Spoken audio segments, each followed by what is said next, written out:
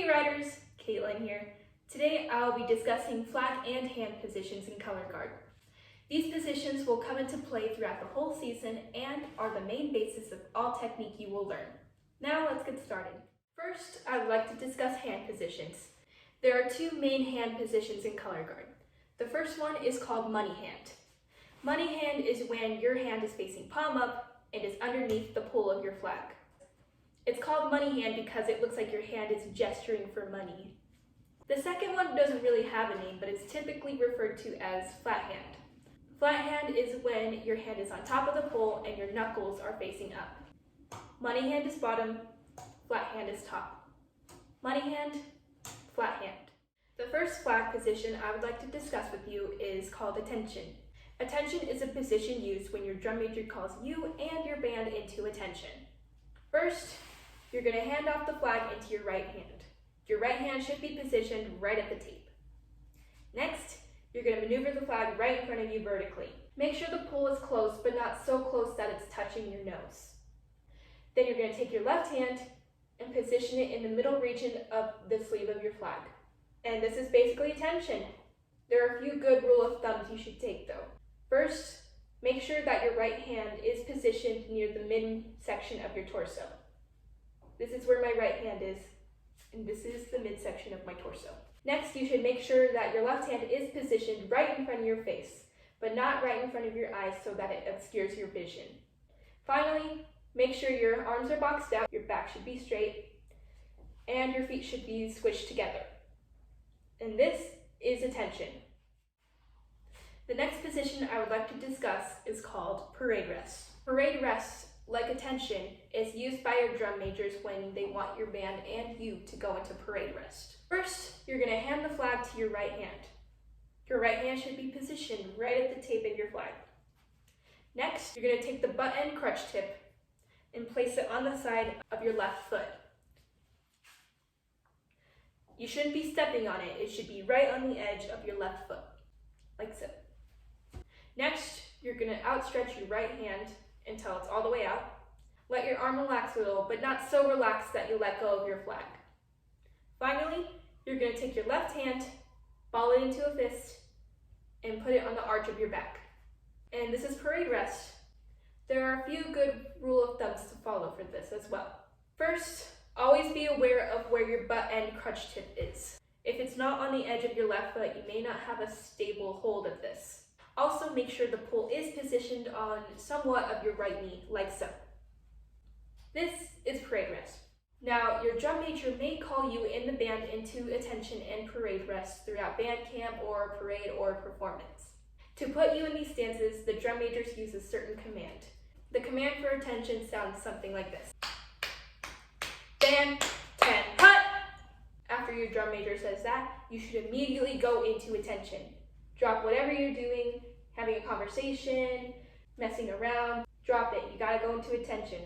In response to when your drum major says attention, you should also shout back saying, ha! Just make sure you reach deep into your gut and give off a low ha!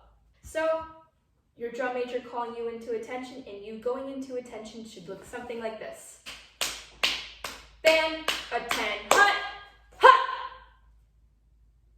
And yeah, your drum major will also call you and your band into parade rest. They also do this by giving a command. This command sounds something like this.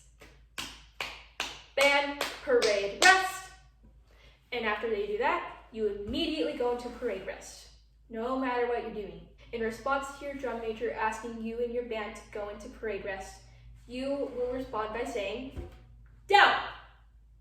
So yeah, it should look something like this. Your drum major will go, band, parade, rest, and you will go, down. Again, reach down into your gut and give off a powerful shriek. Next position I would like to discuss with you is called right slam. Right slam is also a position we use during parades, performances, or when you're learning new technique. First, make sure your right hand is at the tape of your flag, money hand style. Make sure your left hand is on the pole, flat style. Next, you will then maneuver your flag down like so. This is a right slam. A good rule of thumb to make sure you're doing right slam correct is to make sure that your left hand is by your left shoulder and make sure that your right hand is by the region of your right hip. Make sure your arms are boxed out, your back is straight, and yeah. The next position is called left slam. It's basically just like right slam except on your left side. Make sure your silk is facing your left side first. Then make sure your left hand is money hand style at the tape of your flag and your right hand is flat style. Then tilt your flag like so and make sure your right hand is at your right shoulder and your left hand is near the region of your left hip. This is left slam. Next, I would like to discuss right shoulder. Right shoulder is also a position we use during everything, learning new technique, parades, etc. First, you're going to hand the flag to your right hand. Next, you're going to hold the flag vertically in front of you.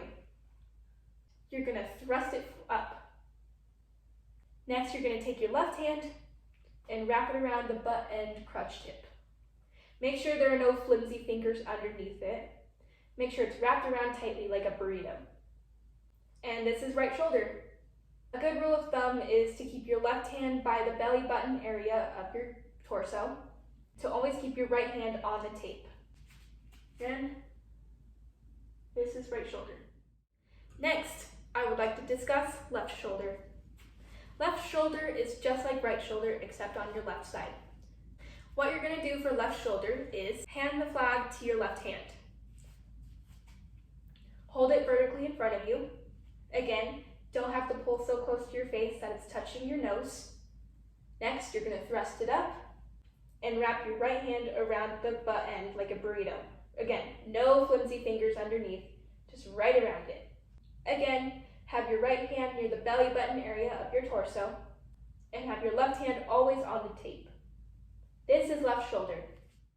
Next, I would like to discuss right recovery. Right recovery is a position you use when you either forget choreography or you drop your flag during a performance or a parade.